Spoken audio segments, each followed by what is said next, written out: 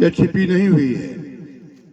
आपने चुनाव से पहले 2014 में भारतीय जनता पार्टी के द्वारा इतना बढ़िया जुमला तैयार किया गया कि उस जुमले में हम सभी लोग फंस गए।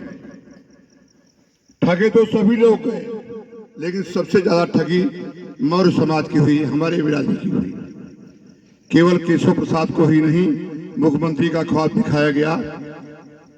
पूरे प्रदेश के मवरिया लोग 1 लाख मना करने के बावजूद भी माने नहीं और उनकी तिकड़ी में फंस करके भारतीय जनता पार्टी को वोट दे करके इस लालसा में वोट दिया कि हमारे समाज का एक बेटा, विभिन्न समाज के लोग जो यहाँ मुख्यमंत्री बन चुके हैं, सिर्फ एक ही समाज वंचित है, इसको हम बनाने का काम करेंगे।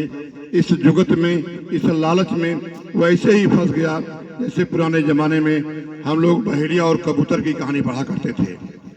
बहेड़िया और कबूतर की कहानी पुराने जमाने में पढ़े रहे होंगे कि एक बहेड़िया था जहाँ पक्षियों का बहुत बसेरा था और वहाँ क्या किया, जाल फैलाकर और दानों को बहुत मजबूती से बिखेर दिया। उसमें झुंड में कबूतरों के एक चित्रकीव नाम का कबूतर था जो बहुत चालाक था। लोगों से मना किया कि देखो यह फंसाने की साजिश है, यह चाल है, लेकिन लोग नहीं माने। अब हुआ क्या अंत में कि सब लोग एक ही बार वहां दान खाने के लिए बैठे और सभी लोग उसमें फंस गए।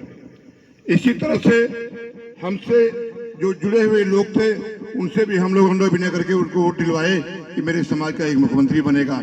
लेकिन जब मुख्यमंत्री बनने की बात आई, पूर्व बहुमत की सरकार बनने पर जब मुख्यमंत्री बनाने की बात आई तो यहाँ कोई और उत्तर प्रदेश में कोई चेहरा मिला ही नहीं किसी समाज में, और वह उत्तराखंड से बुलाकर आदित्य योगीनाथ जी को यहाँ का मुख्यमंत्री बना दिया गया।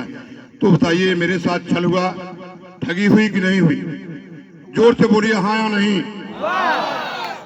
तो जिसने मुझे ठगा, जिसने मुझे दगा दिया, जिसने मुझे धोखा दिया, तो हमको जवाब ईंट का पत्थर से देना चाहिए कि नहीं देना चाहिए? देना चाहिए।